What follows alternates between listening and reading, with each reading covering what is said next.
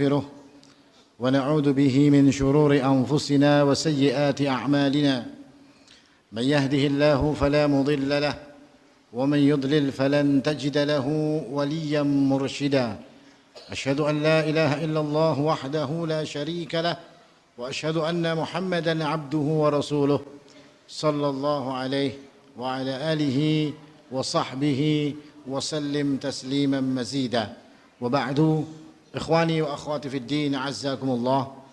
Alhamdulillah, kembali kita bersyukur kepada Allah Subhanahu wa taala atas nikmatnya, nikmat iman, nikmat Islam serta kemudahan yang diberikan oleh Allah Subhanahu wa taala yang akan menjadikan kita dengan mudah untuk duduk di majelis ilmu ini, majelis yang akan membicarakan tentang ayat-ayat Allah, tentang sunnah-sunnah Rasulullah sallallahu alaihi wasallam, yang insya Allah dengan dibacakan ayat-ayat Allah maka akan menambah keimanan kita. Karena sesungguhnya sifat seorang yang beriman adalah ketika dibacakan ayat, ketika disebutkan nama Allah, maka jiwa mereka, hati mereka akan bergetar. Dan ketika dibacakan ayat-ayat Allah Subhanahu wa taala, maka iman yang ada di dadanya pun akan semakin bertambah. Dan insya Allah tujuan yang seperti ini akan bisa kita dapatkan ketika kita duduk di majelis ilmu yang seperti ini. Amin ya rabbal alamin. Ikhwani wa akhwati fid din, azzakumullah. Bapak-bapak, ibu-ibu, saudara-saudara sekalian yang dimuliakan oleh Allah Subhanahu wa taala, sebuah riwayat dari Anas bin Malik, beliau radhiyallahu anhu berkata bahwasanya al-mu'minu baina khamsas sadaid. Al-mu'minu baina khamsis syada'id. Orang mukmin itu ada di antara 5 ujian, atau orang mukmin itu mempunyai 5 ujian atau 5 musuh. Siapa saja mereka itu? Mukminun yahsuduh, wa munafiqun yubghiduh, wa kafirun yuqatiluh, wa nafsun tunazi'uh, wa syaitanun yudhilluh. Musuh daripada orang beriman itu ada 5. Yang pertama adalah orang beriman, akan tetapi orang beriman ini mempunyai sifat hasad kepada dirinya. Mukmin lain sama-sama beriman tetapi mempunyai sifat hasad, mempunyai iri dan dengki kepada saudaranya sesama mukmin. Yang kedua adalah orang yang munafik. Yang orang munafik ini yubghiduh, benci kepada orang yang beriman. Ini adalah musuh kedua bagi seorang yang beriman. Yang ketiga adalah wa kafirun yuqatiluh, dan orang-orang kafir yang memerangi orang-orang mukmin. Orang-orang kafir yang meletakkan permusuhan yang sangat besar kepada orang-orang yang beriman. Musuh mereka yang ketiga. Musuh mereka yang keempat adalah asyaitan yudhilluh, setan yang selalu berusaha untuk menyesatkan hamba Allah yang beriman ini tadi. Dan musuh mereka yang kelima, orang-orang beriman, adalah wa nafsun tunazi'uh, nafsunya, hawa nafsunya yang selalu membangkangnya. Hawa nafsu seorang beriman yang selalu mengajak kepada perbuatan yang jelek. Ini 5 musuh yang dikatakan oleh Allah Subhanahu, yang diberikan oleh Allah Subhanahu wa taala kepada setiap hambanya yang beriman. Dan Allah Subhanahu wa taala ketika menjadikan sesuatu tidaklah pernah dengan percuma. Ada satu hikmah yang dijadikan oleh Allah Subhanahu wa taala dengan menjadikan orang-orang beriman, wali-wali Allah Subhanahu wa taala ini musuh-musuh yang ingin mengganggu mereka. Apa manfaat atau apa hikmah ketika Allah Subhanahu wa taala menjadikan mereka ini orang-orang beriman 5 kelompok musuh untuk mereka? Maka ini adalah untuk melatih orang beriman, untuk menjadikan orang beriman ini semakin kuat keimanannya. Dengan adanya musuh, maka orang beriman pasti akan selalu menjaga keimanannya, karena seluruh musuh yang ada ini akan menghilangkan keimanannya ketika mereka kalah di dalam permusuhan tersebut. Maka dengan memperkuat keimanan dan menjadikan sebuah pengakuan, ujian berupa musuh adalah ujian. Musuh-musuh yang diberikan Allah ini adalah ujian. Dan ujian ini diberikan oleh Allah Subhanahu wa taala hanya untuk melihat hanya untuk membuktikan. Allah ingin bukti dari kita, siapa di antara kita ini yang imannya benar di dalam keimanannya. Siapa di antara kita ini yang mengatakan saya beriman kepada Allah, tetapi keimanannya itu benar-benar dibuktikan dan teruji bahwasanya dia benar-benar beriman kepada Allah Subhanahu wa taala.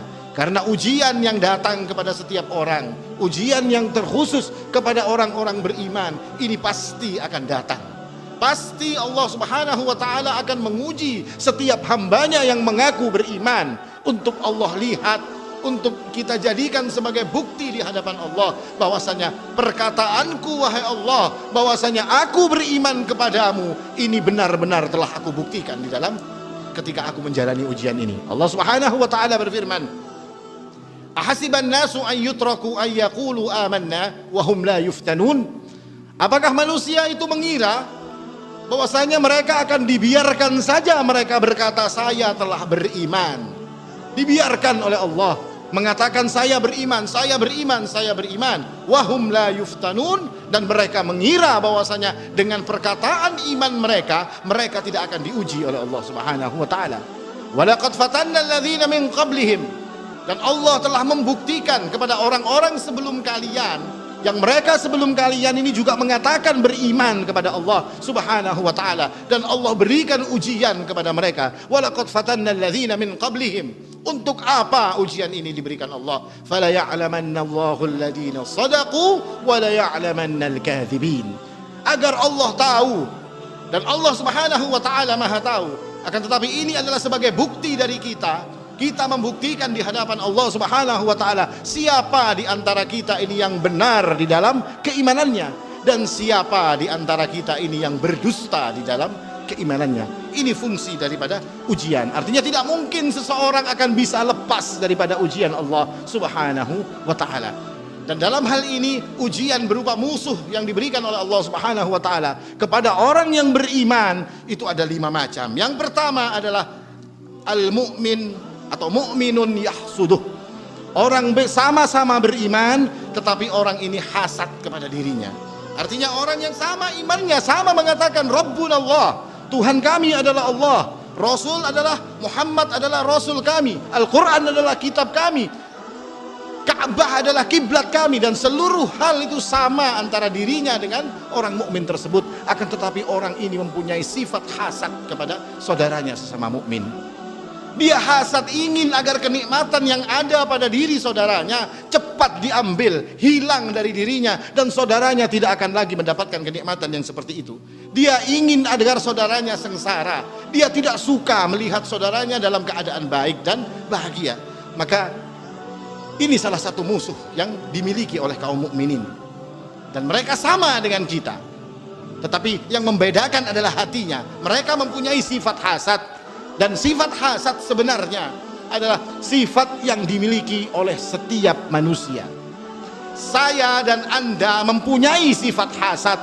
Seluruh manusia ada di dalam dirinya sifat hasad. Karena hasad ini adalah jibillah, sifat bawaan yang dibawa oleh setiap manusia. Tetapi Syekhul Islam Ibnu Taimiyah mengatakan, ma khalal jasadu minal hasad. Jiwa setiap manusia itu tidak akan mungkin kosong atau lepas dari yang namanya hasad. Setiap manusia pasti punya. Walakin, kata Ibnu Taimiyah, al-karimu yukhfi. Orang yang mulia, orang yang menjaga muruahnya, orang yang takut kepada Allah dan ingin membersihkan hatinya, yukhfi. Mereka akan pendam rasa hasad tersebut. Mereka akan tindih rasa hasad tersebut agar tidak muncul ke permukaan. Akan tetapi al-karimu yukhfi wal-laimu yubdi. Orang-orang yang tercela, maka dia akan tunjukkan hasadnya. Ketercelaan mereka akan menjadikan hasad itu muncul ke permukaan dan akan dilihat oleh semua orang. Maka inilah perbedaan antara orang-orang yang mulia dan orang-orang yang tercela. Tidak ada jiwa yang lepas daripada yang namanya hasad. Bahkan di kalangan para ulama, hasad ini pun, pergesekan ini pun terjadi dengan begitu kerasnya. Sampai-sampai Al-Imam Ibnul Jauzi mengatakan, kalau Anda ingin membedakan siapa ulama dunia dan siapa ulama akhirat, maka lihatlah di antara mereka ulama dunia adalah hum yatahasadun. Ulama yang orientasinya kepada dunia, ingin mendapatkan dunia, ingin mendapatkan pujian dan segalanya, orientasi mereka seperti itu, maka mereka akan hum yatahasadun. Mereka akan saling berhasad ria, saling gesek dengan sesama rekannya, sesama ulama. Akan tetapi kata Ibnul Jauzi, ulama akhirat mereka mempunyai sifat hum yatahabun. Orang-orang yang mengorientasikan keulamaannya, keilmuannya untuk Allah, untuk dakwah, untuk umat, untuk mencari keridhaan Allah Subhanahu wa taala, hum yatahabun. Mereka akan saling menyinta di antara yang satu dengan yang lain. Ini bedanya kata Ibnul Jauzi. Maka bukan berarti kepada orang awam saja sifat hasad ini akan muncul. Sifat hasad bahkan ada di antara para ulama. Apa yang menyebabkan mereka menjadi hasad? Hal utama yang menjadikan seseorang itu hasad adalah karena kesombongan. Setelah sombong, lalu dia merasa tinggi, takjub dengan dirinya, merasa takjub dengan dirinya, dan setelah dia takjub dengan dirinya, maka dia akan merendahkan manusia. Siapa yang pertama berbuat seperti ini? Iblis laknatullah alaih. Ketika iblis disuruh oleh Allah Subhanahu wa taala untuk bersujud kepada Adam, artinya mau Allah tunjukkan kepada iblis bahwasanya Adam lebih baik daripada engkau wahai iblis dan para malaikat seluruhnya. Adam lebih baik daripada kalian, dan untuk menunjukkan bahwasanya Adam itu lebih baik daripada para malaikat tersebut, Allah menegakkan hujjah kepada para malaikat. Apa hujjah Allah? Allah suruh para malaikat tersebut untuk menunjukkan nama-nama benda tersebut. Ambihum bi asmaihim, ambiuni bi asmaihim, katakan kepadaku, kata Allah, tentang nama-nama benda tersebut. Apa kata para malaikat? Subhanaka la ilma lana illa ma 'allamtana. Subhan, maha suci engkau wahai Allah, kami tidak tahu dengan apa yang engkau tanyakan, kami tidak mengerti dengan benda-benda yang engkau tunjukkan, kami tidak mengetahui apa-apa kecuali engkau menunjukkan kepada kami. Lalu Allah suruh Adam, qala Adamu ambihum bi asmaihim, maka tunjukkan wahai Adam tentang nama-nama benda tersebut. Falamma amba'ahum, maka ketika Adam telah menyebutkan satu persatu daripada nama-nama benda yang ditunjukkan oleh Allah, maka Allah katakan, alam aqul lakum inni a'lamu ghaibas samawati wal ard. Aku mengetahui apa-apa yang ada, yang gaib dan segalanya, dan aku mengetahui apa-apa yang tidak kalian ketahui, kata Allah Subhanahu wa taala. Inilah hujjah, hujjah yang menunjukkan bahwasanya Adam lebih baik daripada para malaikat. Para malaikat kesulitan ketika disuruh menunjukkan nama-nama, dan Adam begitu gampangnya dia ketika disuruh untuk menunjukkan nama-nama tersebut. Dan ini adalah hujjah yang menunjukkan bahwasanya Adam lebih baik daripada mereka, dan sebuah hal yang pantas ketika mereka diperintahkan oleh Allah Subhanahu wa taala untuk sujud sebagai bentuk penghormatan kepada Adam alaihissalam. Tapi apa kata iblis? Ana khairum min, aku lebih baik daripada dia wahai Allah. Di mana letak lebih baiknya? Ketika engkau tidak mampu untuk menunjukkan nama-nama benda tersebut, sedangkan Adam mampu untuk menunjukkan nama-nama benda tersebut, maka di mana letak kebaikan engkau daripada Adam? Ana khairum min, kata dia. Khalaqtani min nar wa khalaqtahu min tin. Engkau ciptakan aku dari api dan engkau ciptakan dia dari tanah. Alasan iblis untuk menolak ajakan Allah, perintah Allah, dia beralasan bahwasanya dia diciptakan dari bahan yang lebih baik daripada Adam alaihissalam. Apakah sifat iblis ini atau sikap iblis ini berhenti sampai di wadah iblis saja? Tidak. Ternyata sifat itu ada sampai hari ini.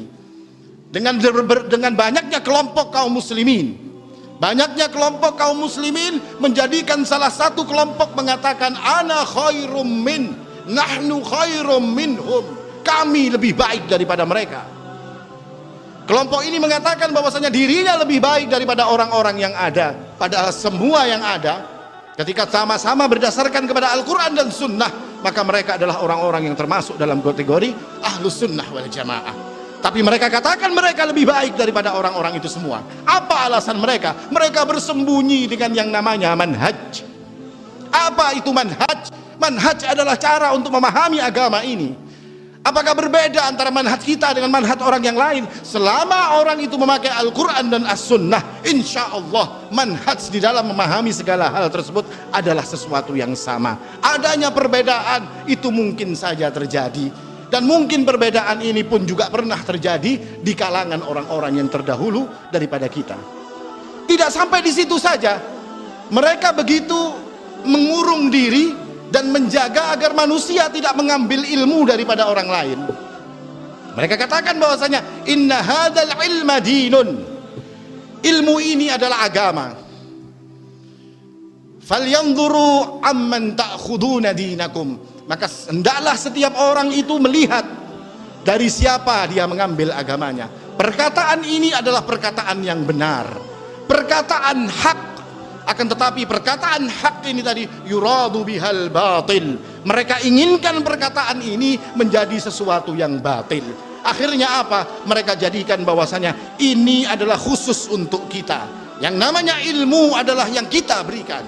Yang diberikan oleh orang lain itu bukan ilmu, itu adalah syubhat. Apa yang datang dari kita adalah sebuah kebenaran, dan apa yang datang daripada orang lain itu adalah syubhat yang harus dihindari. Maka hari ini kita akan melihat banyak manusia yang seperti ini, yang tidak mau untuk melihat kepada orang lain kecuali kepada kelompoknya sendiri.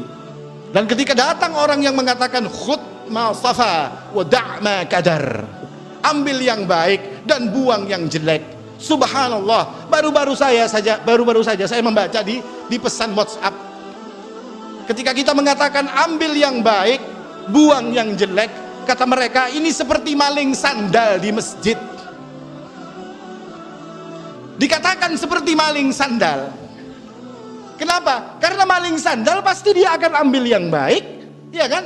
Dia ambil sandal yang mereknya mungkin Kickers, dan dia tinggal yang mereknya Swallow. Kalau mengambil yang Swallow meninggal yang Kickers, kada pintar ini malingnya berarti.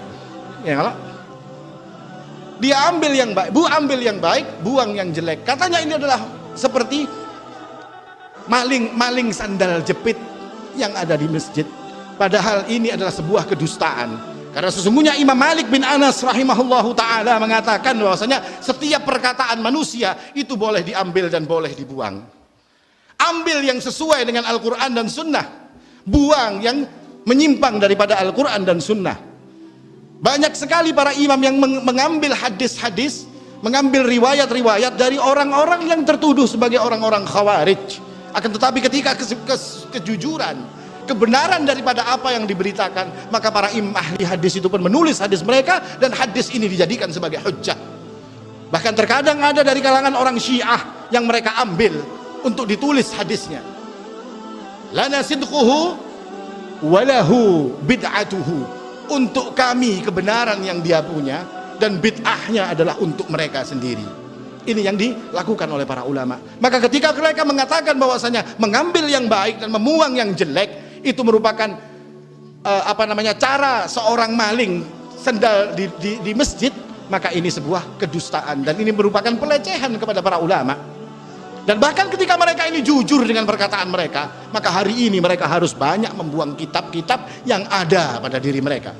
Kenapa? Karena banyak para ulama seperti Imam Ibnu Hajar, Imam Nawawi, Imam Al-Baihaqi, ini adalah para ulama yang menurut mereka mempunyai akidah yang menyimpang. Tetapi kenapa akidah menyimpang mereka? Justru mereka ambil kitab-kitab mereka, justru mereka ambil perkataan-perkataan mereka dalam kitab-kitab para imam ini tadi. Maka ketika mereka konsekuen dengan apa yang mereka katakan, khudh ma safa da' ma kadar adalah sikap seorang maling sandal jepit, maka jangan diambil daripada kitab-kitab para ulama tersebut, karena itu menunjukkan bahwasanya kalian juga mengambil yang baik dan membuang sesuatu yang jelek. Ini yang terjadi. Padahal semua itu tujuannya bukanlah itu. Kenapa ini bisa terjadi? Karena ada hasad. Karena ada hasad pada hati mereka. Mereka tidak rela ketika melihat orang lain didatangi majelisnya untuk didengarkan. Mereka tidak rela ketika ada orang lain yang dituan gurukan melebihi daripada mereka. Mereka hasad, mereka iri, mereka dengki. Mereka tidak mau ada orang lain yang mempunyai kedudukan seperti itu. Maka jadilah mereka bersembunyi di balik kata-kata manhaj, bersembunyi di balik kata-kata mengambil agama harus dari orang yang jujur, mengambil agama harus dari orang yang sebagaimana mereka sebutkan harus begini dan harus begitu, itu semua adalah alasan mereka. Inti daripada alasan mereka adalah mereka takut ketika para jamaah ini menjadi mengerti, umat ini menjadi mengerti dan kemudian meninggalkan mereka. Kenapa umat bisa mengerti dan meninggalkan mereka? Karena umat ini telah diberikan karunia oleh Allah Subhanahu wa taala. Walaqad karramna bani Adam. Bani Adam telah dimuliakan oleh Allah Subhanahu wa taala. Para ulama mengatakan walaqad karramna bani Adam bil aql. Mereka diberikan akal untuk memikirkan dan memilih siapa di antara mereka yang benar dan siapa di antara mereka yang salah. Maka mereka takut ini digunakan oleh umat agar umat bisa memilih, maka mereka pun akan mengurung umat. Umat dikurung agar tidak lari dari pagarnya. Umat dikurung agar tidak lompat melempati batas-batas yang telah mereka adakan. Ini disebabkan oleh hasad yang mereka punya. Dan hasad ini tadi setelah terjadi, terkumpul hasad ini tadi, yang terjadi adalah orang-orang tersebut pasti akan menghibah. Karena tuntutan hasad adalah ghibah. Setelah dia menghibah orang ini, maka Allah telah mengingatkan, ayuhibbu ahadukum ayyakula lahma akhihi maitan fakarihtumuh. Allah katakan bahwasanya dengan sebab hasad kalian menjadi menghibah seseorang, maka ghibah itu sebagaimana kalian memakan jenazah saudara-saudara kalian sendiri. Maka kita berlindung kepada Allah Subhanahu wa taala daripada sifat hasad kepada sesama saudara kita yang beriman. Karena sesungguhnya orang-orang yang beriman adalah satu keluarga. Innamal mu'minuna ikhwah. Sesungguhnya orang yang beriman itu bersaudara. Maka fa'aslihu baina akhawaikum, perbaikilah keadaan saudara kalian. Kalian ini bersaudara. Ada sesuatu yang terjadi antara kalian dengan saudara kalian, itu wajar. Maka Allah telah memperingatkan fa'aslihu baina akhawaikum, perbaiki hubungan kalian dengan saudara-saudara kalian. Maka ada sebuah nasihat agar seseorang itu tidak bisa terkena penyakit yang namanya hasad. Karena hasad ini adalah penyakit hati. Hasad adalah penyakit yang menggerogoti hati seseorang. Ada sebuah rahasia atau sebuah resep yang diberikan oleh Ibnu Umar radhiyallahu anhuma. Bagaimana cara menghadapi hasad? Beliau radhiyallahu anhuma mengatakan, "Ma sami'tu bi baladin nazala fiha matar illa farahtu li ahliha wa rubama lam yakun li fiha zara'." Seandainya aku mendengar di suatu negeri, kata Ibnu Umar radhiyallahu anhuma, terjadi hujan, ada turun hujan di suatu negeri, maka aku menjadi ikut bergembira. Padahal aku di sana tidak punya kebun yang aku gunakan untuk bercocok tanam. Dia tidak punya kebun di tempat tersebut, tetapi ketika tempat tersebut terjadi hujan, maka dia pun menjadi sama-sama gembira. Lalu beliau katakan, "Wa ma sami'tu al-hakim al-adil illa da'autu lahu wa rubama lam uqadih." Dan seandainya aku mendengar, kata Ibnu Umar, seorang hakim yang berbuat di dalam memutuskan hukumnya itu dengan adil, maka aku mendoakan dirinya. Meskipun, kata Ibnu Umar, aku tidak punya urusan dengan hakim ini tadi, aku tidak punya kasus yang diselesaikan oleh hakim ini tadi, tetapi karena hakim ini adil, maka aku pun berdoa kepada Allah Subhanahu wa taala untuk kebaikan hakim ini. Hari ini ketika kita melihat saudara-saudara kita, orang begitu banyak datang berkumpul kepada mereka, sebut saja ustadz-ustadz yang dikumpuli banyak orang, maka kita harus mendoakan orang ini. Mudah-mudahan banyak orang yang mendapatkan hidayah lewat lisan beliau. Mudah-mudahan banyak orang yang diangkat dari lembah kemaksiatan kepada tempat ketaatan hanya dengan apa yang dikatakan oleh beliau-beliau tersebut. Jangan malah hasad, jangan malah dicari salah-salahnya, jangan malah dihujat dan difitnah serta segala macam agar orang ini dijauhi oleh orang lain. Lalu Ibnu Umar pun mengatakan, "Wa ma 'alimtu bi ayatin minal Qur'an illa tamannaitu ay ya'lamaha al-muslimuna jami'a." Dan tidaklah aku mengetahui satu ayat saja daripada Al-Quran, satu ayat aku tahu daripada Al-Quran, kecuali aku berharap, kata Ibnu Umar, moga-moga orang-orang Islam, kaum muslimin semuanya juga mengetahui sebagaimana aku tahu. Artinya dia tidak ingin menjadikan orang tidak tahu, hanya dirinya yang tahu. Dia tidak ingin mengatakan seperti itu. Apapun yang terjadi, nikmat apapun yang diberikan oleh Allah Subhanahu wa taala kepada orang, maka dia merasa bersyukur, dia mendoakan, bahkan dia berharap ketika dia yang mendapatkan nikmat, orang lain akan mendapatkan nikmat sebagaimana dia mendapatkan nikmat. Ini Ibnu Umar memberikan resep, dan ketika resep ini dijalankan, insya Allah kita akan terhindar dari yang namanya hasad. Karena hasad adalah sesuatu yang sangat berbahaya. Innal hasada ya'kulul hasanat. Hasad akan memakan kebaikan-kebaikan yang kita lakukan. Hari ini kita berbuat baik, yang banyak sekali perbuatan baik kita. Kita sudah merasa bahwasanya perbuatan baik kita akan kita lihat nanti di hadapan Allah Subhanahu wa taala. Akan tetapi ketika kita sampai di hadapan Allah Subhanahu wa taala, ternyata kebaikan kita tidak ada lagi. Kemana kebaikanku wahai Allah? Sesungguhnya kebaikanmu telah dimakan oleh hasadmu. Maka ini yang harus kita hindarkan. Kita muhasabah diri kita. Ketika ada hasad pada diri kita, cepat-cepat diobati, cepat-cepat didoakan orang yang kita hasad kepadanya. Ini yang pertama. Yang kedua, musuh kaum muslimin, musuh kaum mukminin. Munafiqun yubghiduh. Orang munafik yang membencinya. Karena orang munafik ini adalah orang yang menyembunyikan kekafiran dan menampakkan keimanan. Tujuan mereka menyembunyikan kekafiran dan menampakkan keimanan sejatinya adalah ingin menghancurkan agama Allah dan kaum mukminin. Ini tujuan mereka. Bahkan kita kenal di dalam sejarah ada Abdullah ibnu Ubay ibnu Salul, tokoh munafik nomor 1 yang terlibat di dalam segala macam makar yang berlaku kepada Rasul Shallallahu Alaihi Wasallam dan para sahabat. Dan sebelumnya kita telah membahas tentang orang munafik di 2 pertemuan kita telah membahas tentang siapa gerangan mereka orang-orang munafik. Abdullah ibnu Ubay ibnu Salul adalah tokoh yang menjadi otak daripada terfitnahnya Ummul Mukminin Aisyah radhiyallahu anha. Perempuan yang suci ini, perempuan yang setia kepada suaminya, orang yang begitu bagusnya ini difitnah sebagai orang yang telah melakukan sebuah perzinaan. Apa tujuan orang munafik melakukan itu? Untuk menghancurkan keluarga Rasulullah sallallahu alaihi wasallam. Apakah cukup di keluarga Rasulullah? Tidak. Mereka pun juga ingin menghancurkan umat Islam dengan mengatakan la tunfiqu ala man 'inda Rasulillahi hatta yanfaddu.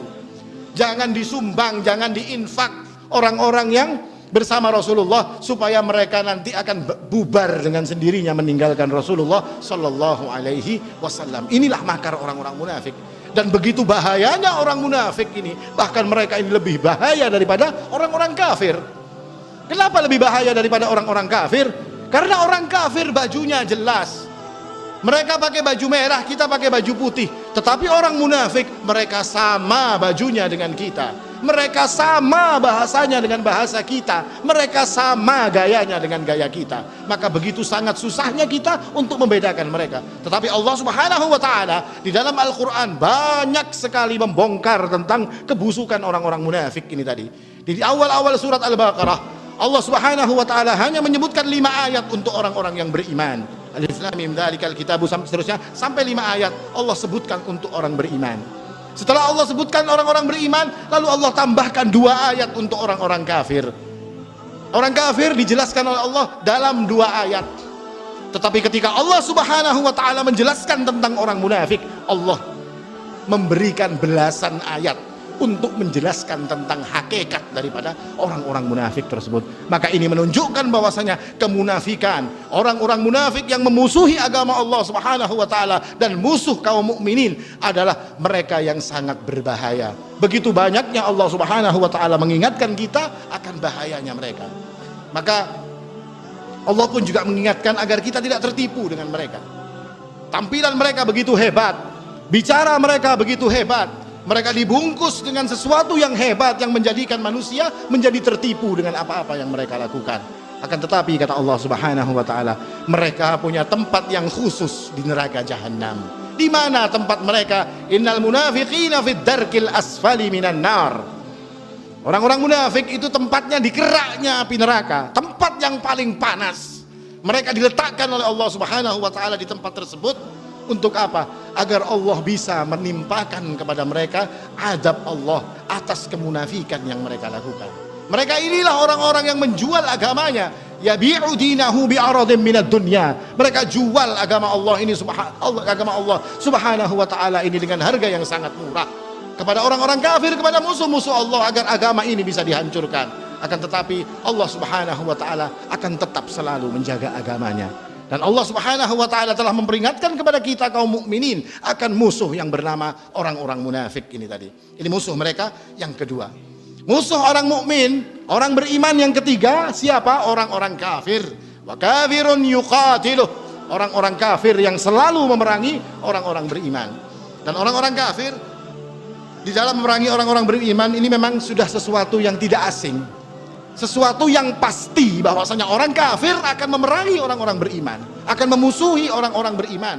Siapa yang mengatakan? Allah yang berkata, "Walan tardha 'ankal yahud walan nasara hatta tattabi'a millatahum." Bahwasanya orang-orang Yahudi dan orang-orang Nasara tidak akan rela dengan kalian sampai kalian mengikuti millah mereka, sampai kalian mengikuti tata cara mereka, gaya hidup mereka, dan apapun yang mereka usahakan kalian akan mengikutinya. Bahkan untuk mewujudkan ini mereka rela mengeluarkan banyak biaya. Mereka rela untuk merogoh kantong mereka sedalam-dalamnya hanya untuk menjadikan orang-orang beriman ini kalah. Orang-orang beriman ini keluar dari agamanya, atau minimal orang-orang beriman ini akan jauh dari agamanya. Mereka rela keluarkan banyak biaya hanya untuk mencapai tujuan tersebut. Allah Subhanahu wa taala berfirman, "Innal ladzina kafaru yunfiquna amwalahum liyasuddu an sabilillah." Sesungguhnya orang-orang kafir itu menginfakkan harta mereka. Mereka keluarkan harta mereka untuk apa? Liyasuddu an sabilillah. Untuk menghalangi manusia daripada jalan Allah, untuk mengeluarkan manusia daripada jalan Allah, untuk menjauhkan manusia daripada jalannya Allah Subhanahu wa ta'ala. Untuk ini mereka rela melakukan riset, mereka rela melakukan pembelajaran, mereka rela mendirikan sebuah lembaga-lembaga hanya untuk tujuan menghancurkan agama Islam, menghancurkan kaum muslimin dan menjauhkan mereka daripada agamanya. Karena sesungguhnya ketika mereka ingin menghancurkan agama Islam, sesungguhnya ini adalah sesuatu yang sia-sia. Kenapa? Karena Allah yang mengatakan, yuriduna liyutfi'u nurallahi biafwahihim wa ya'ballahu illa ayyutimma nurahu walau karihal kafirun. Mereka ingin mematikan cahaya agama Allah, akan tetapi Allah tetap akan menjadikan agamanya ini bersinar. Cahaya daripada agama Allah ini akan tetap bersinar meskipun orang-orang kafir itu tidak suka, meskipun orang-orang kafir itu marah dengan apa yang dilakukan oleh Allah Subhanahu wa ta'ala. Maka cara mereka yang lain adalah menjauhkan umat Islam, menjauhkan kaum mukminin daripada agamanya. Dijadikan orang beriman ini tidak kenal dengan agamanya, tidak kenal dengan syariatnya, bahkan dijadikannya orang beriman ini benci dengan syariat yang ada di dalam agama mereka sendiri. Sebagaimana kita tahu beberapa waktu yang lalu, seseorang yang mengatakan bahwasanya wanita bercadar ini tadi adalah sesuatu yang intoleran, sesuatu yang tidak toleransi. Yang mengatakan siapa? Orang Islam, bukan orang kafir. Kalau orang kafir yang mengatakan, maka kita akan manggut-manggut saja, wajar karena engkau adalah orang kafir. Tetapi yang berkata adalah orang Islam yang mengatakan bahwasanya hijab seperti ini adalah sesuatu yang intoleran. Maka kita akan katakan kepada orang yang seperti ini bahwasanya hijab ini adalah petunjuk bahwasanya dia adalah seorang muslimah. Ketika seorang muslimah tidak memakai hijab, berpakaian setengah telanjang, maka apa bedanya mereka dengan orang kafir? Di mana kita bisa membedakan ini muslimah dan ini kafirah? Tidak bisa kita membedakan. Kenapa? Karena tampilan mereka adalah sama. Tetapi ketika kaum muslimah memakai hijab yang benar dan orang-orang kafirah memakai pakaian sebagaimana pakaian-pakaian mereka, maka kita akan dengan mudah membedakan inilah muslimah dan inilah kafirah.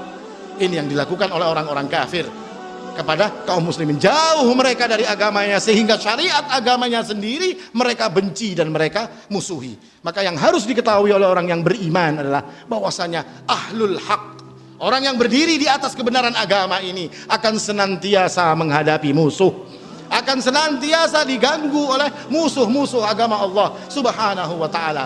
Orang-orang kafir tidak akan rela ketika ahlul haq itu berdiri dengan tegak dan kokoh di atas agamanya. Maka harus pula diketahui oleh orang-orang yang beriman, orang-orang yang menjadi ahlul haq, bahwasanya ketika mereka menjadi ahlul haq, mereka tidak akan lepas dari yang namanya intimidasi. Mereka tidak akan lepas dari yang namanya disakiti. Bahkan mereka tidak akan lepas dari yang namanya dikriminalisasi. Karena sejarah telah membuktikan bahwasanya Ibrahim al-Khalil alaihi salam itu dikriminalkan oleh Namrud. Musa alaihi salam itu disakiti oleh Fir'aun. Rasulullah sallallahu alaihi wasallam itu dicelakai oleh orang-orang Quraisy. Maka ini adalah sebuah sunnatullah. Kita tahu bahwasanya ketika kita berada di atas al-haq, bahwasanya kita pasti akan mendapatkan itu semua. Akan tetapi jangan pernah ragu, jangan pernah merasa rendah, karena sesungguhnya Allah telah menjanjikan ahlul haq yang akan mencapai kemenangan. Ala inna hizballahi humul ghalibun. Sesungguhnya pasukan Allah, jundullah, orang-orang yang menjadi wali-wali Allah, orang-orang yang menegakkan agama Allah, yang berdakwah di jalan Allah Subhanahu wa taala, mereka inilah yang akan menang. Mereka inilah yang akan menjadi pemenang di dalam pertarungan antara hak dan batil. Makanya Allah jadikan, Allah pisah. Apa yang Allah lakukan? Allah pisah antara yang baik dengan yang batil. Karena hari ini yang kita lihat sebagai sebuah kebaikan, ternyata di dalamnya terdapat kebatilan. Allah pisah-pisahkan antara yang baik dengan yang batil. Liyumayyizallahu al-khabitha minat tayyib wa yaj'al al-khabitha ba'dahu 'ala ba'dhin fayarkumah. Dan Allah jadikan terpisah antara yang benar dengan yang jelek, yang khabith dengan yang tayyib. Allah pisahkan. Untuk apa Allah memisahkan ini semua? Agar ketika Allah memberikan kemenangan, maka kemenangan itu hanya akan dinikmati oleh ahlul haq. Agar ketika Allah memberikan kemenangan, maka kemenangan akan dinikmati oleh orang-orang yang thayyib. Dan Allah telah menyediakan, setelah Allah pisah tadi, Allah berikan kemenangan kepada ahlul haq dan ahlul thayyib, dan Allah berikan kecelakaan dan siksa kepada orang-orang yang khabis dan ahlul batil. Ini tujuan Allah Subhanahu wa taala, memisahkan antara umat ini, antara yang baik dengan yang jeleknya. Maka mudah-mudahan kita dijadikan oleh Allah Subhanahu wa taala ke dalam kelompok orang-orang yang baik. Maka tujuan dipisahkannya ini tadi juga untuk mengingatkan kita bahwasanya kita kaum mukminin ini perlu bersatu. Kenapa harus bersatu? Kita punya 5 musuh. Musuh kita ada 5, kita sendiri.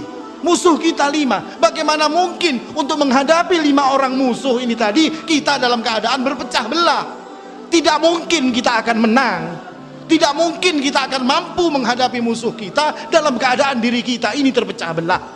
Makanya Allah Subhanahu wa taala mengatakan wa'tasimu bihablillahi jami'an wa la tafarraqu. Berpegang teguhlah kepada tali Allah Subhanahu wa taala, kepada la ilaha illallah wa la tafarraqu. Jangan kalian berpecah belah. Karena ketika kalian berpecah belah, fatafshalu wa tadhhaba rihukum, maka kalian akan hilang kekuatan kalian. Kalian akan mudah dikalahkan oleh musuh-musuh kalian daripada orang-orang kafir, orang-orang munafik, dan orang-orang lain yang ingin menghancurkan agama Allah Subhanahu wa taala. Kemudian musuh kaum mukminin yang keempat adalah asyaitanu yudhilluh. Setan yang ingin menyesatkan manusia. Masih ada waktu, Pak? Setan yang ingin menyesatkan manusia. Karena permusuhan manusia dengan syaitan adalah permusuhan abadi. Musuh kita dengan syaitan itu abadi, dan dimulai sejak ayah kita Adam alaihissalam, dan dia akan berakhir ketika hari kiamat telah datang. Maka ketika syaitan telah berusaha mencari kawannya, maka Allah pun juga telah mengingatkan bahwasanya syaitan adalah musuh bagi kalian. Inna syaitan lakum aduwwun fattakhiduhu aduwwa. Sesungguhnya kata Allah, syaitan itu adalah musuh kalian, maka jadikan setan ini sebagai musuh. Jangan dikawani. Sudah dijelaskan oleh Allah, setan ini musuh, maka musuhi dia. Jangan engkau temani syaitan. Kenapa kalau ditemani syaitan? Innama yad'u hizbahu liyakunu min ashabis sa'ir. Karena dia akan membawa kawan-kawannya untuk bersama-sama dirinya masuk ke dalam neraka jahanam. Maka ini peringatan Allah Subhanahu wa taala. Dan untuk ini syaitan telah bersumpah kepada Allah bahwasanya la'ughwiyannahum ajma'in. Dia bersumpah bahwasanya dia akan menyesatkan seluruh manusia, dan syaitan benar-benar menjalankan sumpahnya. Konsekuen setan dengan sumpahnya. Dia jalankan sumpahnya untuk mengajak manusia sebanyak-banyaknya menjadi temannya nanti di dalam neraka jahanam. Dan ketika mereka telah masuk ke dalam neraka jahanam, maka manusia akan mendatangi syaitan dan komplain kepada syaitan. Wahai syaitan, engkau telah berjanji yang seperti ini, tetapi apa yang kami dapatkan justru berbeda dengan apa yang engkau janjikan. Maka apa kata syaitan? Innallaha wa'adakum wa'dal haq wa wa'adtukum fa akhlaftukum. Dulu Allah berjanji kepada kalian dengan janji yang benar, yang janjinya tidak akan pernah dia ingkari, yang janjinya pasti akan dia penuhi. Tetapi kalian palingkan muka kalian, kalian tidak toleh janji Allah, tetapi justru kalian menoleh kepada janjiku. Maka apa yang harus kalian lakukan pada hari ini? Fala talumuni, kata syaitan. Jangan mencela diriku, walumu anfusakum, tapi cela kebodohan kalian, cela bodohnya kalian di dalam mempercayai kedustaan-kedustaan yang aku ucapkan, dan kalian tinggalkan apa-apa yang benar yang dijanjikan oleh Allah Subhanahu wa ta'ala. Ini yang akan dikatakan oleh syaitan. Dan syaitan adalah musuh yang ulet. Tidak ada musuh yang lebih ulet daripada syaitan. Orang perang itu ada gencatan senjata, ada istirahat, ada menarik mundur pasukan. Tetapi syaitan tidak. 1 hari 24 jam, 1 minggu 7 hari, 30 hari dalam 1 bulan, syaitan terus menerus menyerang kita. Huwa wa qabiluhu min haitsu la tarawnahum. Dia serang kita dari tempat yang kita tidak bisa melihat dirinya. Bahkan dalam keadaan tidur, manusia ini juga diserang oleh syaitan. Bagaimana caranya syaitan menyerang ketika kita dalam keadaan tidur? Diberikan 3 buhul tali ketika kita tidur. Yang ditiupkan di tali tersebut masih guring taruh saja, tambahi guringnya, belum lagi, terus kita seperti itu. Bahkan kita dikencinginya telinga kita oleh syaitan untuk menunjukkan bahwasanya dia memperolok-olok diri kita dengan tipuan-tipuannya tersebut. Maka ketika ini telah terjadi, seseorang harus memuhasabah dirinya dan menyerahkan dirinya kepada Allah Subhanahu wa ta'ala untuk meminta pertolongan kepada Allah. Kenapa meminta pertolongan kepada Allah? Karena kita tidak melihat syaitan, sedangkan Allah Subhanahu wa ta'ala melihat kepada syaitan. Dia lihat kita dan dia melihat syaitan. Maka kita meminta pertolongan kepada Allah agar memberikan pertolongan kepada kita. Karena ketika kita telah diberikan pertolongan oleh Allah Subhanahu wa ta'ala, apa kata Allah Subhanahu wa ta'ala kepada hambanya yang telah mendapatkan pertolongan? Inna kaidas syaitani kana dha'ifa. Tipu daya syaitan, makar syaitan, apa yang diusahakan oleh syaitan tadi, kana dha'ifa, lemah, tidak ada apa-apanya. Bagi siapa? Bagi orang-orang yang ditolong oleh Allah Subhanahu wa ta'ala. Ini musuh mereka yang keempat. Musuh mereka yang terakhir adalah wa nafsun tunazi'uh. Nafsu yang selalu mengajaknya kepada penyimpangan. Karena nafsu ini adalah musuh yang paling dekat dengan kita. Musuh yang ada di dalam diri kita, dialah nafsu. Dan manusia semuanya memiliki nafsu, yang nafsu manusia ini pasti mengajak kepada kejelekan. Siapa yang mengatakan sebagaimana kata Yusuf alaihissalam ketika beliau berkata, innan nafsa la'ammaratum bisu, sesungguhnya nafsu itu akan menyuruh kepada sesuatu yang jelek, illa ma rahima rabbi, kecuali nafsu yang mendapatkan rahmat Allah Subhanahu wa ta'ala. Maka yang kita cari untuk menundukkan nafsu kita adalah rahmat Allah. Ketika kita berhasil menundukkan nafsu kita, maka nafsu kita ini pun akan tunduk dengan kita, dan kita akan mendapatkan jalan untuk menuju keridhaan Allah Subhanahu wa ta'ala. Akan tetapi ketika nafsu yang menundukkan diri kita, justru nafsu yang menjadi pemenang di dalam pertarungannya dengan kita, maka yang terjadi adalah kita akan diseretnya kepada kemaksiatan, yang kemaksiatan ini tadi akan menyeret kita kepada neraka jahanam, wal'iyadu billah. Dan nafsu ini menyerang manusia di hatinya. Hati manusia diserang oleh nafsu dengan 2 hal, dengan syahwat dan dengan syubhat. Ketika syahwat dan syubhat ini menyerang manusia dan manusia kalah dengan ini semua, maka sesungguhnya manusia telah membuat kecelakaan atas dirinya sendiri. Maka kemudian ketika nafsu ini dalam keadaan baik, maka manusia akan selalu mengajak kepada kebaikan. Nafsunya diajak untuk berbuat baik, sebagaimana perkataan Ibnul Jauzi rahimahullahu ta'ala. Beliau mengatakan, alzamtu nafsi an tadhhaba ma'i ila rabbi. Saya ajak nafsuku untuk pergi kepada Allah. Artinya nafsunya diajak untuk taat kepada Allah Subhanahu wa ta'ala.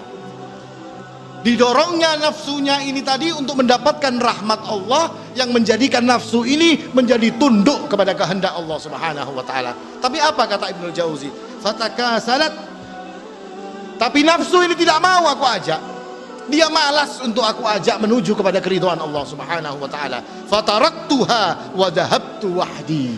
Maka aku tinggalkan nafsuku, dan aku pergi untuk menemui Allah Subhanahu wa taala dengan diriku sendiri. Artinya apa? Artinya beliau tidak pernah menurutkan hawa nafsu yang mengajak beliau kepada kejelekan-kejelekan. Maka 5 musuh ini tadi yang kita hadapi. Kaum mukminin mempunyai 5 orang musuh, 5 kelompok musuh. Mukmin yang hasad kepada dirinya, orang-orang munafik yang ingin menghancurkan dan dengan sebab membencinya, orang-orang kafir yang selalu memeranginya, dan syaitan yang selalu ingin menyesatkannya daripada jalan yang benar, serta nafsu yang selalu menghalangi dirinya untuk berbuat ketaatan kepada Allah Subhanahu wa taala. Semoga Allah Subhanahu wa taala memberikan kita kemudahan. Apa kemudahan yang akan bisa untuk menghancurkan semua ini tadi? Yang pertama adalah menguatkan iman. Menguatkan iman dengan apa? Dengan ilmu. Dengan mempelajari ilmu akan menjadikan iman kita semakin kuat, iman kita semakin kokoh, dan ini adalah modal bagi kita untuk menghadapi musuh-musuh tersebut. Semoga Allah Subhanahu wa taala memudahkan diri kita untuk menghadapi itu semua, dan semoga Allah Subhanahu wa taala menjadikan kita adalah sebagai pemenang di dalam pertarungan kita menghadapi musuh-musuh itu tersebut. Aqulu qouli hadza wal haqqu indallah subhanakallahumma bihamdik asyhadu an la ilaha illa anta astaghfiruka wa atubu ilaik. Tsumma assalamu alaikum warahmatullahi wabarakatuh.